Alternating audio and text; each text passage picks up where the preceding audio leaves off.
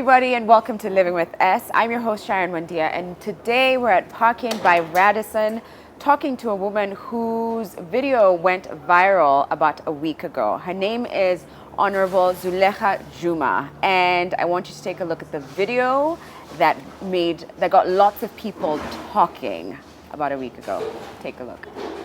The National Assembly is 349 members. As much as she might want to take care of her child, this is not the place for it.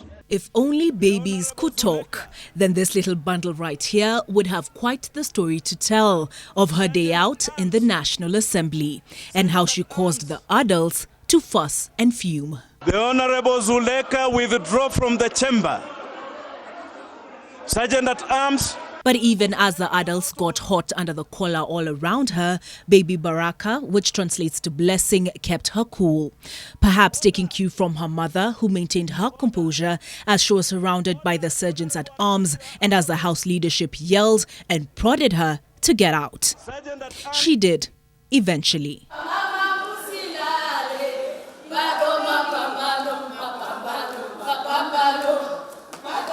Outside the chambers, as Mommy handled her business. This wasn't planned or anything. This is, just a special case. Look at our waist. So now I've been chased from work. Because I have a baby. Baraka entertained herself, clueless to the excitement her presence provoked in the chamber. All of us have children. To speak at this house, there is a stranger. And it has never happened since 1963. We are seeing something so unique that I don't think has happened in any parliament. You would be wrong, Mr. Mbadi. US Senator Tammy Duckworth made history in April of last year when she became the first to take her baby to the floor of the House during a vote. Then there's the Australian MP Larissa Waters, who breastfed her daughter Alia as she moved a motion in June of 2017. Her image shared widely on social media. Not forgetting New Zealand Prime Minister Jacinda Ardern, who made history by attending the UN General Assembly last year with her 3-month-old daughter. In June of 2017, members of parliament unanimously voted to pass a bill that would require employers to provide special rooms such as these for breastfeeding mothers. Question is, are they preaching water and drinking wine? Parliament has done very well in terms of passing laws. The question is, why is it that the Parliamentary Service Commission has not given priority to establishing a place where young mothers like Zuleikha can breastfeed? And going with a baby to the chamber, a baby is not an atomic bomb. They won't explode in the house. Olive Burrows, NTV. This country stand up for their rights. All right. I mean, I'm pretty certain you caught that video, but if you didn't, you can see why it got a lot of people talking. So, Zuleikha. I'm hoping I'm not missed, but Zuleikha. Don't even worry, you're doing a really good job. Okay.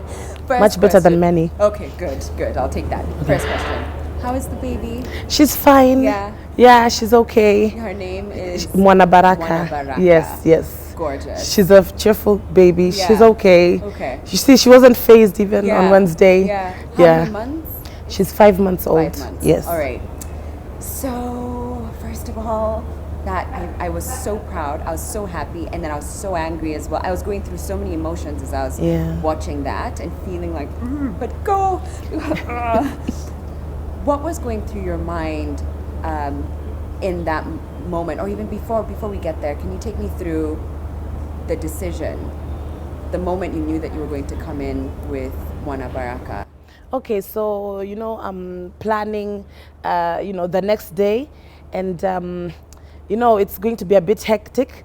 So I think, you know what, I'm going to go with the baby to Parliament. This is it's not even a discussion or a problem that's been there, that just came up. Because I've had babies. This is my third baby in Parliament, because I got into Parliament in 2013. Okay. So I've always had, 4 children, one before Parliament. Yeah. So I've always, we've always been asking, always talking about this, raising it, in different, avenues. And actually, there's one member of Parliament, Martha Wangari, who wrote a letter to the PSC, because now, remember, with the new constitution, more women were coming in, so you're more likely to get childbearing women coming in. So she wrote, and they supported us in terms of if we are having local trips. Sometimes we go to Mombasa or something for a meeting or retreat. So they allowed us to carry someone, so they'd pay for the accommodation and the flight if need be and so on. Yeah. And then the other thing that they agreed on was that we should have a nursery in the precincts of Parliament.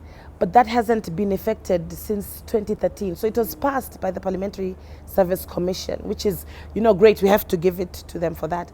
But the implementation hasn't happened. So, so even though it was, because when I was coming from the weekend from Kwale, I didn't plan like this week I'm going to do that. Yeah. So in just planning my next day, how you plan your day in advance. Yeah. And then I just saw that, I'm going to be a bit tight. And then I was like, but why should I stay at home? Yeah. Like with the baby, because I've had so many of us have had so many instances where even if you have somebody helping you, even if it's a relative, they have to go somewhere, they have to do something and so on. Oh, yeah. Like this is like a normal, regular story once you start having babies, Yeah. So then I said, I'm going to go to Parliament. That's it. I'm going to Parliament with the baby. So I had to call my husband and ask permission, because it's his baby as well, and he'll see it on TV. I knew it would be on TV. I didn't know that it was going to be as viral as it has, even nationally or internationally. I knew it would be a bit on TV because I've been on TV before. So a few people talk about it in Parliament, a few outside, and that was about it. So so then I even called my sister and asked her. I said, I'm going to do this. What do you think? And I even had to talk to myself. Like there are times when I was like, no. That's so drastic. So what did your husband and your sister say? Because I was telling them that I have to do it for other women as well. Yeah, and when I was talking myself through it, I was like, I could be punished. I might go some months without a salary or any kind of income. I might be banned from the precincts of Parliament, so you can't go anywhere near Parliament for a certain length of time. Right. Then I was like, no, it's worth it. Because this is the reason why some of us, like I, wanted to get into Parliament to change national policy, like in a positive way. So it's like, this is why I came to Parliament. And I was thinking to myself, I don't know if I'm going to have another baby. And I was thinking, I don't know if I'll come back to Parliament in 2022, because we're going on recess also. So after recess, she'll be 6 months. Then if I don't have the courage also to do it there and then I should just forget about it, really. I don't think I'll ever gain the courage to do so. And can you explain why the 6-month mark is important to you? Because doctors usually prescribe that the baby breastfeeds exclusively for 6 months. For the first 6 months. Yeah. And obviously I haven't been doing it also because of 3 months. We only get 3 months maternity leave in Kenya. So I have to supplement her diet with like formula and so on. So, but then that's the whole point, that here she is. Why should I? I should be exclusively breastfeeding. And the workplace, even if it's 3 months maternity leave, ideally should be more, as in some of the other countries. But even if it's that, then support the woman to be able to do that. Actually, there's been a study that says for every $1 that a country invests in breastfeeding, the return is $35. Yeah, from the World Health Organization. Right. Yeah. So it's actually good for the economy. We're not asking for favors. Yeah. It's good for the mother's health. Yep. You reduce breast cancer instances, yeah. cervical cancer instances, and for the baby, it decreases like diabetes, chances of diabetes, And their overall health. heart problems once they're adults. It reduces so many things. These are like facts. That's why you see World Health Organization, all these health institutions encouraging breastfeeding. So if you have more people who are breastfed, and then it's cheaper for the country health-wise. Because you see like cancer, the cost of cancer, you see like in the past few weeks we've lost like prominent people. I'm sure there are many more people who we don't know of, but who've been like helping us build the Kenyan economy. So now we're losing. These guys are gone. That's it. So much was invested into them. We've lost as a country. So breastfeeding gives people a good start to life. Take me through the morning of. Now that you've spoken to your husband, your sister, you've even spoken to yourself. Yes. The morning of, what are you thinking and what are you planning? Okay, so even just before the morning, I had to think of, because there was no point being stopped by the sergeant at arms before getting in. because then we wouldn't, we wouldn't make the point. So I had to, because I know this is Kenya, I know this is politics, and I know how our parliament has run. I'm there 7 years. So I decided to go in the morning, and it had to be after the speaker sat, because if I went into the chambers before he sat, the Sergeant at Arms would have definitely tried to remove me before the session started. Right. So I had to get in while the speaker was there. Then, because now the mace is already there, so Parliament is in session. Okay. So then the rules of the standing orders kind of apply at that time. Mm-hmm. So nowadays, at least, we're thankful also to PSC that children are allowed within the precincts of Parliament, but not yet in the chamber. Okay. So as I came with the baby and I walked a really long distance, and there was all this security and all this policemen. Yeah. Of course, the advantage is that I'm a member of Parliament, so they know me. Yeah. So I made it through. So now there was just one door, and then so I had to decide which door to come through. Yeah. Because if I'd gone through the main door, I told you I wouldn't have made it. So there's another door, that we use. So I thought, I'll make it for that one. There's still security looking at it, but I just thought I had better chances through that one. So I saw it.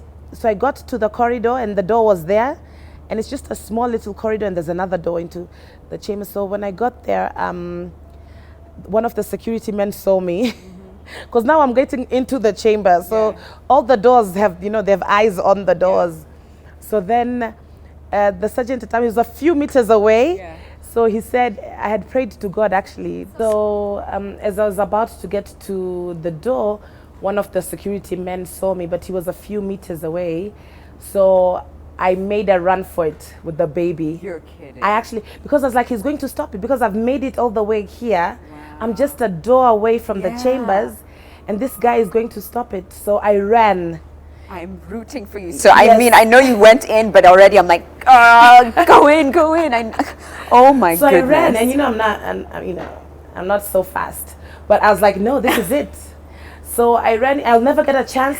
They'll now be aware that I'm trying to do this thing. So they'll put all the measures to make sure it never happens again. Oh yeah. So it's like, no, I just have to make a run for it. So I did, and I got in, and then I didn't sit because it was behind me. Right. So I didn't sit on the chairs behind. I ran to the chairs in front, so that it's harder for him to get me out. And once also he was in the chambers, and there was a session going on. They now had to follow the rules in the chamber. It's a bit different. So they came to me. So actually the sergeant at arms, he was male. He went back. He called the female sergeant at arms. Okay. So one of them came and asked, so Mheshimiwa, why are you doing this? Because it's never happened. Yeah. So I said, well, there's no one to hold the baby at home. So that's why I came with the baby. So she said, then give me the baby. I'll go and sit with the baby outside. And I said, the baby doesn't know you. She might cry. So I'm not giving you the baby. And then she said, okay, then Mheshimiwa, this is against the standing orders. Please leave the chambers. And I said, I can't leave the chambers. I'm at work, I have to work. So, and when I came in also, the other MPs, they looked at me, because sometimes when somebody walks in, kind of everybody, the way it's designed, sees you, or most people see you. Yeah. And then they were like, blinking their eyes, like, are they really seeing a member with a baby? Yeah. So I sat. So it took, because people were processing it in their minds, they're still trying to, like, is this real? Is this a dream? But Honorable Kaluma was very smart, because he knew, he got it. He got it, and he stood up. In fact, I think doing the asking for a point of order actually took long. So I was like, somebody, bring a point of order as well. Because I knew eventually, there was like, I was 100% sure I'd be asked to leave.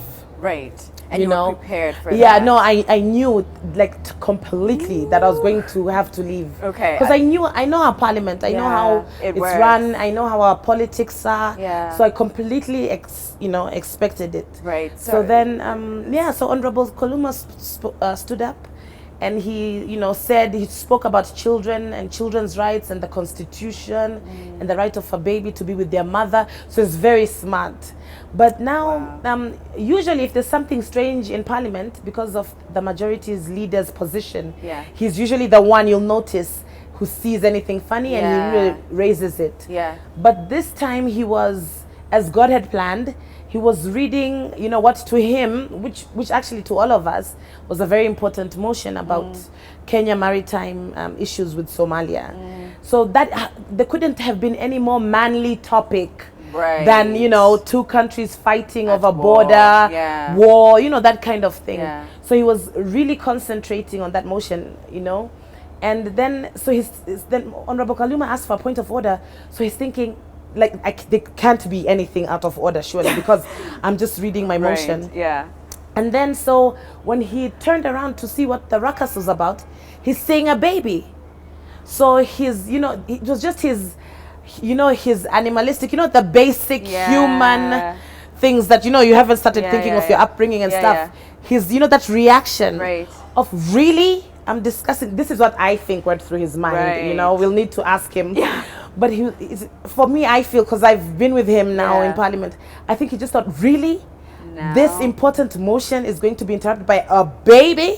So I think that's why he was extremely... He was extremely upset about it. Sorry. And the rest of the say is history. Although there's lots more. Okay. I think you're in the process of rewriting history. We've got to take a break. We'll be back in a moment. Welcome back, ladies and gents. If you're just joining us, wow, you've missed an epic first part, because we've got Zuleikha Juma here with us, whose video went viral about a week ago, and it was because she brought her baby to Parliament, her 5-month-old Mwana Baraka, because she's still exclusively breastfeeding, or at least trying to as much as possible, which is a big, it's also a big conversation. I'm curious to now know what you were thinking in that moment. There's people around you, there's obviously people who are trying to get you out of that room as quickly as possible. Were you at any point scared? Okay. So when the point of order was raised and Honorable Kaluma spoke, then Honorable Duale spoke, I requested, because I carried 3 things with me into the chambers. So I didn't carry my handbag because I didn't want it to look so suspicious. Like, that's it. It's like she's arrived, to bring any attention before making it. So I carried the milk bottle. I carried my phone for communication. And I carried my card, because we use the card to request to speak. So I anticipated that the speaker would ask me, like, why had I done that, so that I could, I could explain myself. The speaker, so I put my card into request to speak, and the speaker didn't give me any opportunity to speak. And I could see other members also requesting, like the female members and other members requesting to speak, and the speaker didn't. So that's the one disappointment, because I have a feeling if Honorable Muturi was there, he would have allowed members to ventilate first. Because sometimes when things like this happen, he'd ask members, if there was like a high interest, and there were a lot of booing. If you hear the tape, there was a lot of booing and stuff, and people were shouting, members were, conversing loudly. So if there's such an instance, usually Honorable Muturi, allows people to ventilate, so it gives a few people an opportunity to speak. And usually the person who's been mentioned, he'll also give him, give the person or her an opportunity to speak. But this particular speaker didn't do that. So I don't know I don't know what reason, it would be best to ask him. So I was disappointed with that. But in terms of some of the drama that happened, I kind of expected. I think you've seen before and I knew the Sergeant at Arms would have to be called, because I wasn't going to leave, I was at work. So I knew if the Sergeant at Arms had called, I kind of expected it.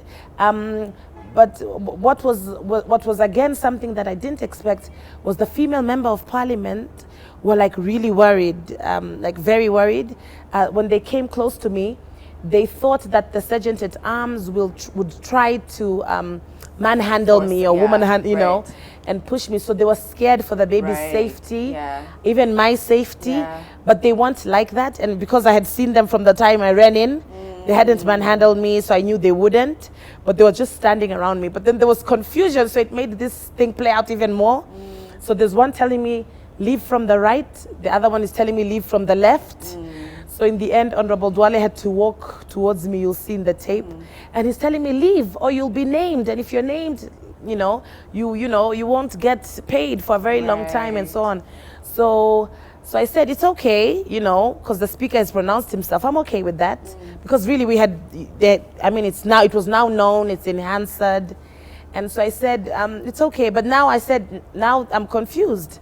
This one's telling me to go through this way.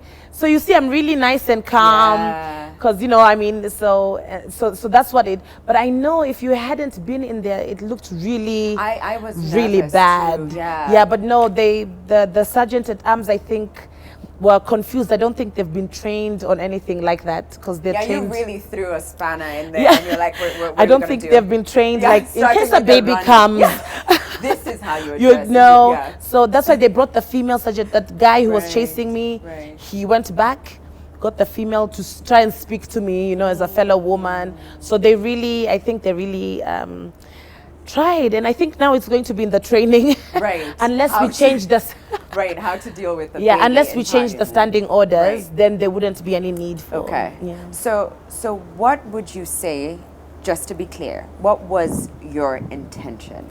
My intention was, okay, first I was fed up. This is why the idea came up in the first place. Like, really, you know, it's now too much. And I just want to say, like, I've grown up with a supportive father. In fact, he's the one who, like, really nudged me into politics. He thought, like, I had the potential, although I didn't think about it. And then I'm so grateful to God that I got married also to a supportive husband. So within my household, you know, and my family and my being brought up in my life since, like, you know, it's okay to be a woman and to, you know, to have aspirations different and there's support. But Parliament for me has been, the chauvinism has been suffocating. And, you know, I think they're more, they're like over manly even. Because I'm thinking Honorable Dwale should have remembered, like for Muslims, the Prophet Muhammad, peace be upon him, like when a woman came to his mosque to pray, like with a baby, he would tell people, if you're leading the prayer at that time and you hear or you see a woman coming in with a baby, read short verses so that in case the baby cries, the woman isn't anxious about, oh my God, she's in prayer, she doesn't want to break her prayer because she came, because you know we're allowed to pray at home, but sometimes you might choose. So she wasn't anxious. So for Honorable Dwale as a Muslim, you would, you know, I would think he would remember that if in the Prophet's mosque, you know, the baby was allowed and everybody in the congregation was made to have a short prayer instead of a long one, just for this one baby and this woman. How about, like, you know, Parliament? Like, you know, it's not, you know. So I thought he would remember that, Right. and he didn't. So the chauvinism, I think, in Parliament is too much because, one, I think, you know, there's the men, of course, Right. the patriarchy we've been brought up in Kenya. And secondly, we are also in politics, which is very competitive. So I think the anti-woman patriarchy, I think, is like exacerbated. So I think after 7 years, I've been really patient and it was now choking me. I needed some fresh air. So that was the first intention. Yeah. Then the second intention, I realized this is the reason why I have wanted to come to Parliament, because I studied social science in development. So it's been my dream to bring change, you know, and at a national level. So I said, if I don't say anything, if I don't fight for myself, first of all, how will I fight for others outside? And then if I don't say anything, this is it. God gave me an opportunity because I'm in Parliament. I don't know if I'll be in Parliament again. I have a baby. I don't know if I'll have another baby again. So here's an opportunity to bring change and help other young women outside, you know, outside. Because, you know, I came to Parliament representing youth. I was nominated previously. Wow. So, you know, I was representing, I realized that young women have, we are doubly marginalized. Right. You're marginalized as a young person, Yeah. and then you're marginalized as a woman, Yeah. you know. And then even sometimes, as you know, as a Muslim even, you might, that's like 3 times. Right. So I've known about this. So I said, this is the perfect opportunity to raise this as well. Right. So then, you know, as I said, you know, I'd tell myself, no, don't do it. Then I was like, no, but then if I leave Parliament in 2022 or whatever, I'll regret it when I'm old, you know, if I reach there, inshallah I do. But I said I'll regret it. I said I'll be like, I had an opportunity to bring change and I never brought it. So that made it even now, I was even more convinced to like, I have to, and not only do I have to do it, we have to succeed. And the success was making it into the chamber. So as long as I was in the chamber, then, you know, then that was fine. And that's why I didn't leave when the Sergeant at Arms asked me to. Because I was like, if the speaker doesn't pronounce himself on this issue, it won't go unanswered. There'll be nothing. You would have made no point after all the trouble. So I said, no, there's no way I can leave until the speaker pronounces it. And that's why I was like, can a member bring up a point of order already? Before something happens and I have to leave before it's pronounced. Were you surprised by people's reaction thereafter? You know, I expected that there'll be some insults. Like, you know, if you're in the public eye, like, you know, with humans, it doesn't matter, even if an angel was sent from God. To save all the babies in the world, there'd still be someone who's like, wow, the angel had We've read that in the Bible, you have such stories in the Quran, you know, so even if, so you'll always, it won't ever be 100%, you know, it's highly unlikely. So I expected insults. And you know, being in politics, we are used to insults. Because sometimes most times, people insult you on something that's not fair, it's not right. So we just get used to it. But then, as I told you, I didn't expect that it would go viral. I didn't, first of all. And then it's become something so like positive. A large majority of the people support it. And I think it became internationally viral because it's something so many people see in their households. You know, the mother, the sister, the aunt has to choose between career or having children. And that's so abnormal. But for so many years, since women started getting into the formal workspaces, we've just accepted it. I just heard a story, like in Kwale, because you know now with the president having opened up the blue economy, jobs are slowly starting to come. She went for, there were 2 interviews, so she went for the first one and she passed it. And then she went for the second interview, and apparently they told her that you're pregnant, so we can't hire you. Where in the Constitution, you're not allowed to discriminate. And how, if you don't give this woman a job, how is she going to feed her baby? And, you know, having children also economically is, you know, bringing in the economically active. In economics, we have a group of people who are economically active. They're 15 to 65 years old. So younger than 15 and older than 65 are economically dependent. They depend on other people to make money for them to eat and so on. So in other countries nowadays, especially in Europe, in the West, and even recently, just this year in America, they've reached a stage where they're not replenishing. People are not having babies. So they're now, their population is actually running out. And it's reached a certain number that they can never, like, they're just dying out now. They can never, you know, make up for their population. And that's why you see this green card in America. And that's why in Europe, they try and get people to come in who are skilled to maintain the number of economically active in their economy, because they're doomed, you know, otherwise. So here our country is suffering, and then here are Kenyan women having children to put into the economy, you know, so that we have a good number of economically active every time.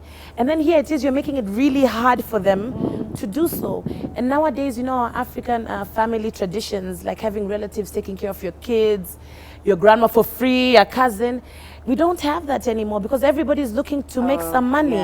Nobody's not just gonna come and sit at your house for free, you know, and take care of your baby. So if I have nannies, how about the other women who can't afford? Even if she has a job, she can't afford a nanny. What happens then?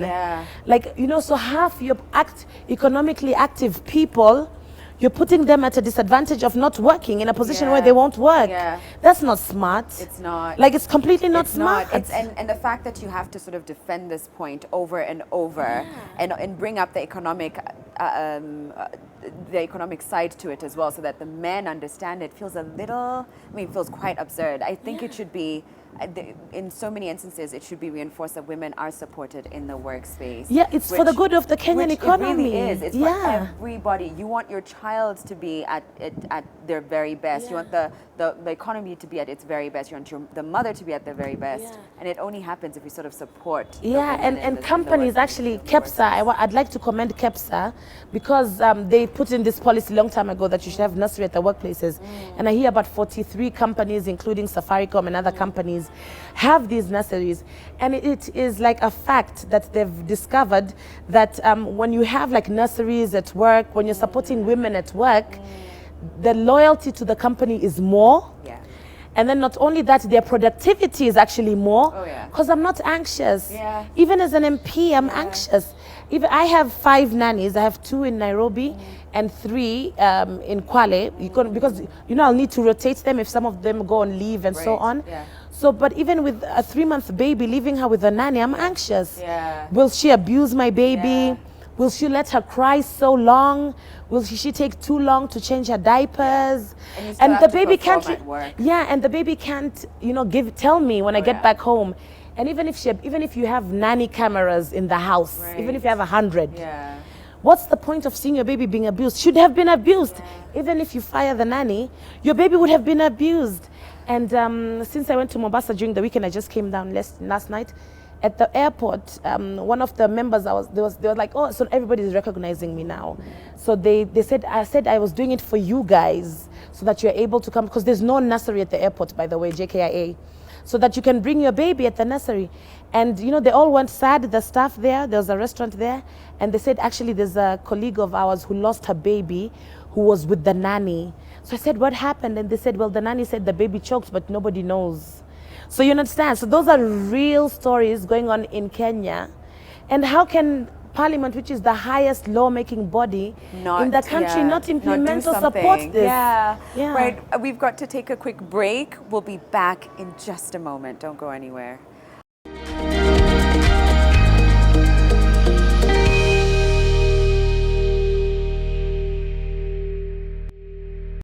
I think 3 months is too low. Scandinavian can't even do 2 years. 6 months is good so that we avoid that saga where that member of parliament was trying to nurse, because bonding is very important within the first 6 months. Bonding with the baby, knowing the sleep pattern, and that is very important foundation for motherhood and for family. So if we are true that family are the foundation of this society, then we must put our mouth where our legation is. 6 months to me is very reasonable. I think it's a very good idea because at least it gives mothers a chance to bond with their child, and also it increases enough time for the mother to bond with their child. I have traveled like in malls. I've seen they are taking care of such kind of things. Like there are places where the ladies can go and change. But kama juzi tumeona hapa parliament hana mpaka place ya kuchangia mtoto. So they are not, employees are against it, especially when you extend the period. The money, when you are on paternity, you are still being paid. So organizations are considering, they are not considering that, they are against it. Wamama wanafaa kuongezwa miezi 6 badala ya miezi 3, kwa sababu mtoto atakuwa amekomaa. Ile hali ya kunyonya, yani atakuwa na nguvu. It's very difficult juu sasa mtu atakuwa na kaa miezi 6 aje. That is half a year. We can't accept that. I was asking LSK when they reacted to the MP being pushed out. I was asking them, why have they not championed for their members to carry babies to courtroom as they argue? So reasonable accommodation depend with the context. But I think that as the government do reasonable accommodation, they should not forget private sector where a lot of mothers are working. Yani watoto wamechukuliwa kama kitu ambao pia haisabiki mahali. Kwa maana mtoto ni kitu ya maana, kesho yake atakuwa mtu ambaye ni kiongozi kesho. Kwa hivyo mtoto wa saa hii awekelewe sana na angaliwe vizuri sana. Kwa hivyo waweke mahali ambapo wamama watakuwa na weka wale watoto wao. Wamama sasa hapo ndio wameanguka mtihani. Juzi tulishuhudia yule mama mbungeni ila alifukuzwa So we have to implement that motion. Hiyo ni kitu inafaa to raise. All right, so what you've just seen is responses and thoughts from people who watched the video of Honorable Zuleikha Juma. So going forward now, what are some of the changes that you'd like to witness in the workforce, in the workplace, and society in general when it comes to women in the workspace? Okay, so first of all, we need to bring changes in Parliament because it's the highest lawmaking body in the country. So Parliament can't ask other people to do stuff, to follow, when Parliament isn't doing it. So one of the things is to change the standing orders so that a baby is not a stranger in the house. Because as we're looking to have more women in Parliament, because in Parliament we agree that more women, so far, thank God, we agree that more women have to come into Parliament. The discussion and the argument and the debates is on how. So the two-third gender rule, like how do you effect that? So there are even suggestions that parties make sure that women are, coming in at nomination stage, so have they more chance to have more. So we agree on that there should be more women. If there are going to be more women coming in, you're definitely going to have more childbearing women, because previously we've had older women who had finished raising kids and having kids. So there could be any emergency. There could be somebody, you've heard of members of Parliament being slapped or hit or threatened. Somebody might, let's say we have a functioning nursery, of which we still don't have till today. If we have that, let's say there's an incident, the member is with a child, she can run into the chamber for safety.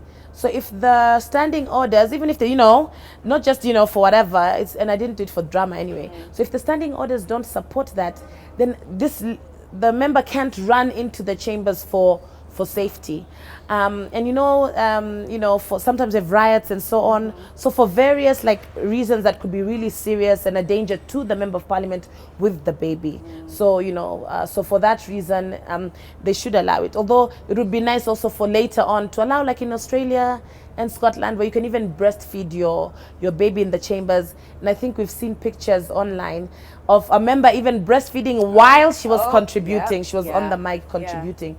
And if it's working in Australia, in a country that's doing well, better than Kenya in many ways, what would be the, probably that's the blessing. Maybe that's the reason why the country is, getting more and more, blessings, you never know. So, in other countries, I'm sure we can do it in Kenya, and then after that, we need to now have a bill or an act which compels. So the Health Act, encourages, companies to have nurseries for women and their babies. Rooms, but there's Honorable Sabina who had a separate bill that she wanted to bring, that would expound more on the issue. She brought it previously, but then time ran out, so she has to bring it again in the first reading. So I've even spoken to her and encouraged her to bring it back, because it's something, because Honorable Sabina again is one of the members who has had chilled babies while she was in Parliament. So she knows. So so that's good. So but concurrently, even now, is to speak to companies to have a policy, in the workspaces for as much as you can. It's not expensive, it's good for you. If a woman finds another company which has a nursery, and you're selling the same product, they're gonna run away. You're gonna have brains running away, So it's good for you. Everybody also was a baby once. Why don't we want to help other babies who are coming up, who are the future of our country, who will now be the economically active when we are old, and so on? So why don't we want to give them the best start? Even for our own advantage. Once you're old, you want a peaceful country. Right. You don't want a country at war, a country with economic problems, so that your retirement is a nightmare, So why don't we want, and we all came from there. Honorable Duale came from there. The Speaker Mulele, who was there that day, came from there. And also, I want to also talk about the clerks, by the way, the clerks in Parliament. Yeah. Because they were advising the Speaker You know, what did they advise the speaker on how it should respond? So I know they're usually in the background, people hardly know about them, but they are very instrumental in also in what happens in Parliament. So the clerks of Parliament should also be thinking about some of these things, so that when they advise the speaker, they advise them in a way that is, you know, is actually for the betterment of the country, for Parliament. And you saw that the Law Society of Kenya supported me. And you know that is the lawyers club. That's where speakers come from. That's where clerks come from. Right. So then why did you think again? So here are lawyers, you know, in Kenya, in the highest positions in the country. You know, the ones in Parliament are thinking all negative about the situation, and the other ones are thinking, no. Yeah. You know, they should be very progressive and supportive. So even the clerks should now start learning. You know, maybe they should go for training on gender mainstreaming and supporting family, you know, and supporting women, you know, in the law. And the happier Kenyans are, the better for our country, really. Right. Because recently Honorable Matiang'i was talking about crime, that it's coming up, that we now have gangs, and I think it was in the papers just this week. There are gangs coming up and so on, young people, you know, going into gangs and so on. But let's just see if we can, you know, help these babies so that we have less and less of that. Because breastfeeding has been shown to even increase the IQ of children, you know, because of the eye contact also between mother and baby when they're breastfeeding, making them more social from a very early on. Than, you know, just throwing them with a nanny and bottle feeding and you know, and that kind of thing. And it's unfair to sort of have the women have to choose, make the women choose between their careers. Do I want to move forward with my career, or do I want to stay home for those first 6 months? Would you recommend also for companies to extend their maternity leave? So with the bill that Honorable Sabina can bring, we'd like to request for 6 months maternity leave. It happens in many more countries, and it's working. And even in the UK, you have like 6 months maternity leave, full salary, and then after that, because they know that's like a key stage, and at least the baby is sitting by the time you come back to work. And then, you know, after that, they can ask for 3 more months with half a salary. And then after that, they can ask for another 3 more months without a salary, but your job is still there. So even if with your baby for 1 year, when you come back, your job is still waiting for you. So we can have, and we'll definitely speak to stakeholders and do public participation to see what is the best way forward for companies and for, you know, and for women, and to make sure that we come up with a bill or an act that's just right for our situation right now. And looking back at the events and you running in, it's not even walking in, but running into Parliament with 5-month-old Mwana Baraka, is there any doubt in your mind that you did the right thing? Is there any regret? Is there something you wish you did different? No way. Because when I saw the last door, I was like, I heaved a sigh of relief. I was like, we've made it. I was telling Mwana Baraka, we've done it. We made a baby. This was before going into the chamber. Oh, bless. So there is no way I regret. In fact, this was so much better than even how I had wanted it or had imagined, because this is a problem not only in Kenya but globally. And that's why it trended globally. And until now, I'm having international media calling in to want to talk, and I'm offering my time. I should be on recess now, but I'm back in Nairobi because, you know, the talking to the media gets the conversation out there, and then also people are getting to know, why did I do this? So now there's a platform to explain, like, you know, the problems that young childbearing women go through. Thank you for doing that. You're welcome. I mean, I know so many of my friends who were so, well, one, outraged by the lack of support by some of the members of Parliament on that day, but also so excited to see you so boldly take your stand and own that space, you and Mwana Baraka. So thank you. Thank you. What would you say to any young women who are in that, maybe in a space that they don't feel supported, or are trying to figure out, do I choose career, do I choose work, and who see you as a beacon of hope and sort of want some of that boisterous energy to rub off on them? I just want to tell the young women out there, if you have dreams, there's other things you want to accomplish other than having a baby, which is a great thing, to be bold. You know, you only get this one life, people talk about reincarnation and so on. You know, you just have, you know, you have what you have now. In fact, not only this one life, you just have today. That's what you're guaranteed of now. So make the best of now. Right. Don't be scared. So if you have to talk to somebody, be brave enough and speak. Even if you're in the danger of losing your job, just because otherwise, what's worth it? It's not worth it to get old and then regret that I wish I would have done this with my career and so on. And thank you for doing it, even at knowing very well that you could have been denied your salary, and I mean the repercussions were quite great. And I'm quite broke, by the way. But I just said God is good because I'm doing it for a good intention. I believe it's a good intention.